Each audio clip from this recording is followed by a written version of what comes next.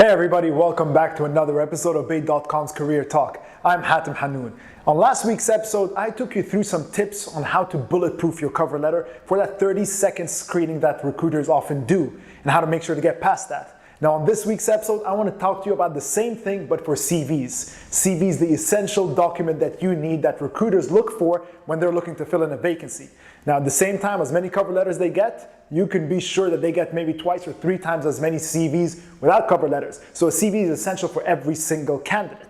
Now they've developed tools and techniques to scan a CV in 30 seconds as well to spot the red flags, things that make you stand out as not the ideal candidate. And that's what I want to talk to you about today, how to bulletproof your CV to get past that 30-second screening.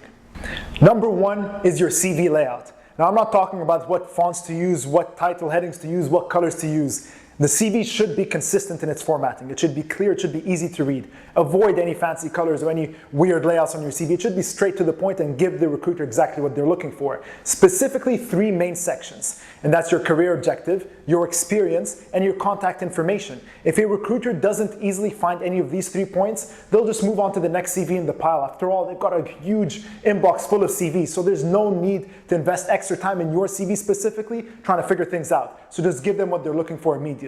And on Bayt.com, what you can do that just saves you all this hassle and concern about what information you should include, just make sure your CV builder is completely filled out. We give you a CV builder that makes it so easy for you. So if you fill out every section in your CV on your CV builder, then you have nothing to worry about.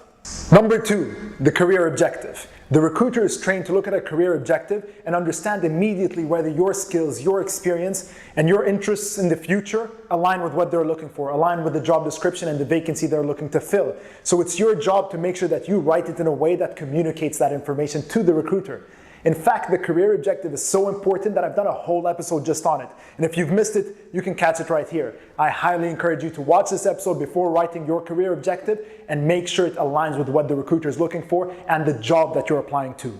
Number three is your professional experience. Now, what is a recruiter looking for when they're reading through your professional experience? They don't want to just see the title of your job in the company that you worked for. That's not enough, and you'd be surprised how many people just put that on their CV. They want to see a bit more than that. They want to see your responsibilities. What were you held accountable for? But at the same time, recruiters understand that a lot of candidates just copy and paste their professional experience, their responsibilities from the job description of their current job or their previous job. They don't want to see just that. They want to know what you achieved, what you accomplished, and how you grew within your current company or in your previous job.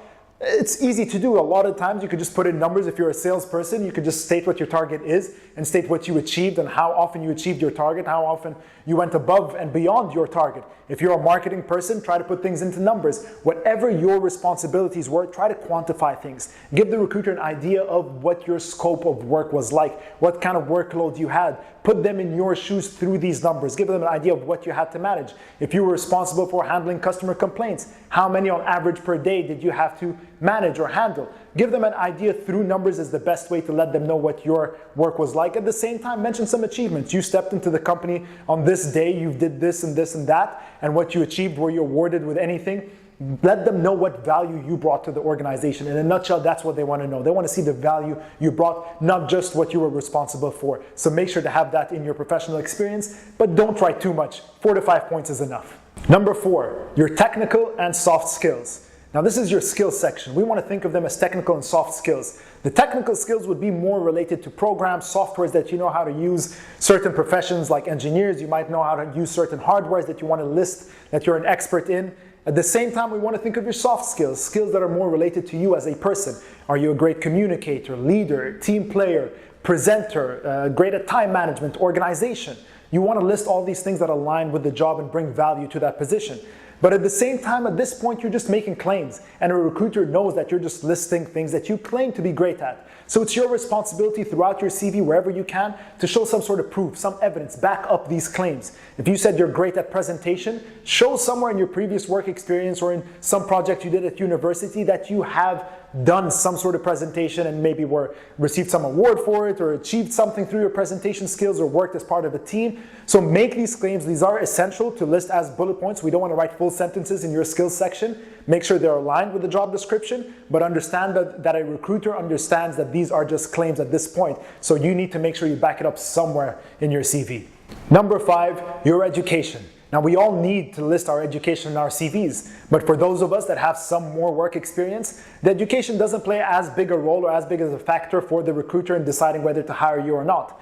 However, on the other hand, if you're a fresh graduate or someone in an entry-level position, then your academics could play a bigger role. They might be looking for certain things, what you studied and what you've accomplished.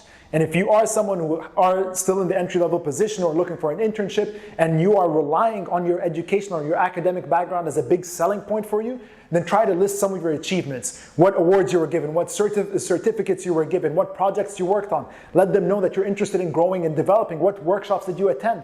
These all signify to the recruiter that you're interested in your own development, in your own professional growth and your career. So it's very important for those of you who don't have much work experience, your education becomes your biggest selling factor. And of course, you need to list them from your most recent to your oldest, working your way backwards the same way you do for your professional experience. Because technology is ever evolving, platforms like Bayt.com make it incredibly easy for you to build your CV, find the jobs you like, and apply to as many jobs as you want. And at the same time, gives recruiters the luxury of choice. They get so many candidates to choose from, but they're not going to go through 200, 300, 500 CVs. That's why they've developed techniques to screen CVs in 30 seconds and understand which ones are worth investing more time in or not. And hopefully through the tips that we've shared in this video, you can make sure to stand out with your CV to the recruiter in those 30 seconds. And that's all I have for you on this week's episode of Bayt.com's Career Talk. I hope you enjoyed it and found value in it. As always, new episodes every single week here on YouTube. Follow us on Facebook and on Instagram as well for the latest updates. And I'll see you all next week.